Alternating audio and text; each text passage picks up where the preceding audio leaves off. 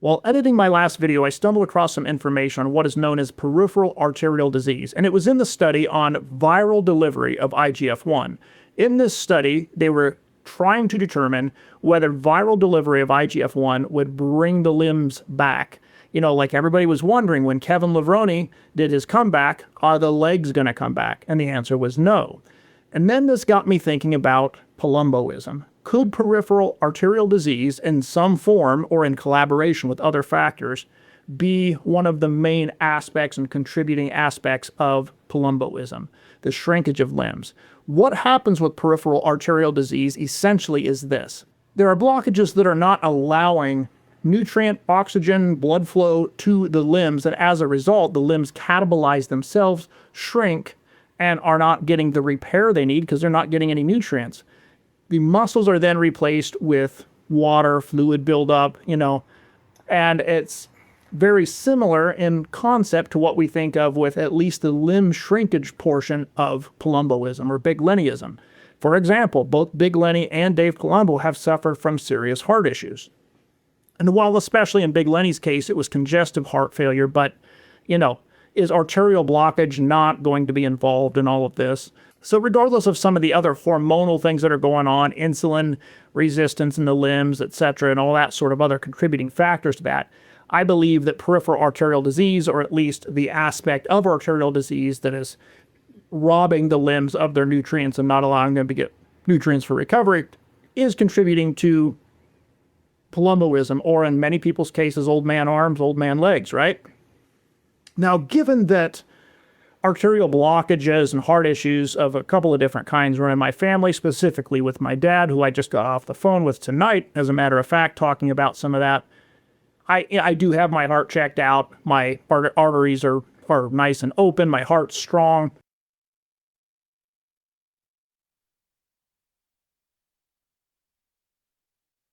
So I'm going to put my money where my mouth is, so to speak, and use my Get Pumped Ultimate Edition to actually complex these three hard to digest and hard to absorb natural supplements to help reduce cholesterol, to help reduce inflammation in the heart and the blood vessels, etc., etc. And I'll demonstrate that with this plain basic skillet. Now, full disclosure, this is the second time I've recorded this because my mic died. So I've already got my powder mixed up. But what I had in the cup was 3 grams of berberine, 3 grams of citrus bergamot, and 1 gram of tutka. Now, that's kind of low for a month's supply overall, but I want to kind of just get my feet in the water, especially with the berberine, as that can tend to flatten me out a little bit. And what I'm going to do is go ahead and I've dumped the Get Pumped Ultimate Edition in there. I've already dumped the powder and that together, and I'm just stirring it up a little bit. And what we're going to do is use this double-walled stainless steel water bottle. Stainless steel inside and out, has a good seal. I've got these on my website if you want to grab one. You can grab one somewhere else if you want, but I thought for convenience, they're like $12.99. And, they work great for complexing in this way. You can use a single burner on your stove, on low, pan of water, and this, or whatever vessel you're safe with. But I thought for this, it's got this little ring at the top, and if you've got a tall pan, you can stick a spoon through there and just hang it in the water. Or it seals well enough to, if something was to happen like that, you're not going to spill anything. So my advice is always fill the water container to the same level or a little bit less as what your product will fit in, so it doesn't tip over. But if it does, they're sealed. So if you want one of these, they're on the website. Also, there's these little rubber grippers on the bottom. I just rip them off. They're not necessary for what I use them for. We're going to pour our liquid mix in here. Oh, that looks nasty. I'm actually going to use the spoon, make sure we get everything we can. There we go.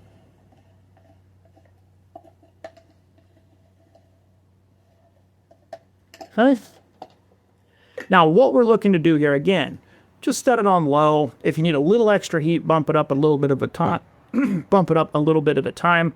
But I've had this water burning for a little bit now, and I have a digital thermometer here, so we're going to test this. What do we got?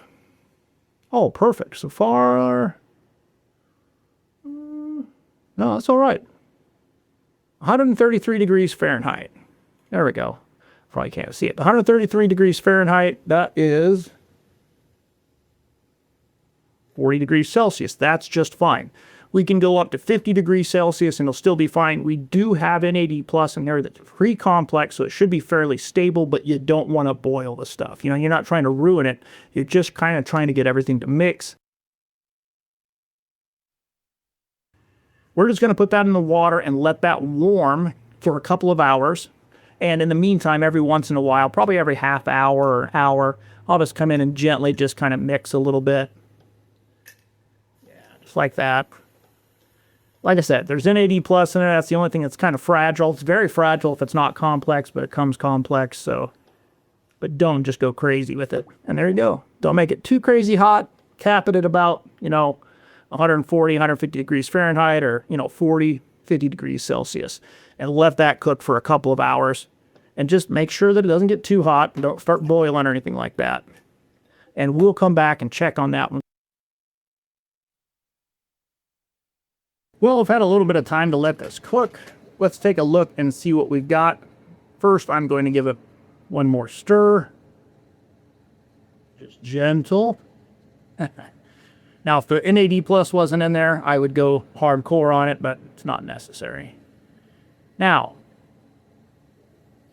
this is a month's supply, remember, so we're going to be dumping it back into our dispenser bottle.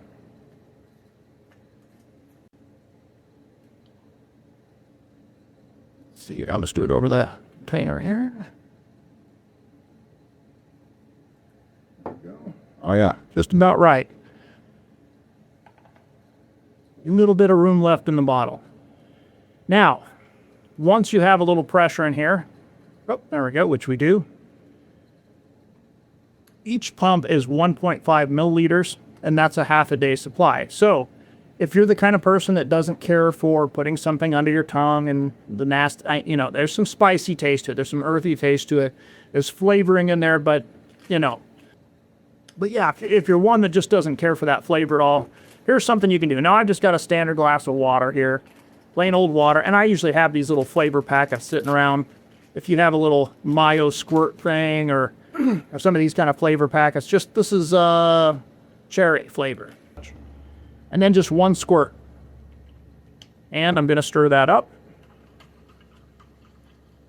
Now the question is, are you even going to be able to taste that in a cup of half, in 12 ounces of water? Now, there's two ways you can do sublingual. You can do sublingual, well, there's more than two ways, but there's two ways you can do this. You can just take a dose onto your tongue, plop, hold it, swish it around a little bit, swallow.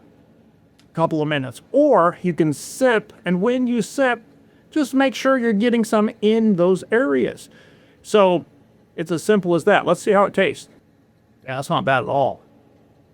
I can just almost barely taste a little bit of that black pepper, but yeah, I barely can taste anything like that. So yeah, it just tastes like actually tastes like pomegranate juice mixed together like that. So anyway, what I would do is like this: take a sip, a little bit, drink it, and just sip on that like you would something you would sip like coffee or something. Well, there you have it. An easy way to make your own custom supplements while having an already put together base. Easy dispenser, one dose, one pump, twice a day. Or just sip for the first one and sip for the one later on. Yeah, that's the size of it. So that's my lazy way of getting my heart health herb supplements in and getting 25, 30 times the potency out of them versus plain powder. I hope some of this was entertaining and enjoyable. Please feel free to make your suggestions for other heart-promoting over-the-counter supplements that you might want to add to Get Pumped Ultimate Edition to make your own custom, complex, ultra-potent sublingual supplements. Until next time,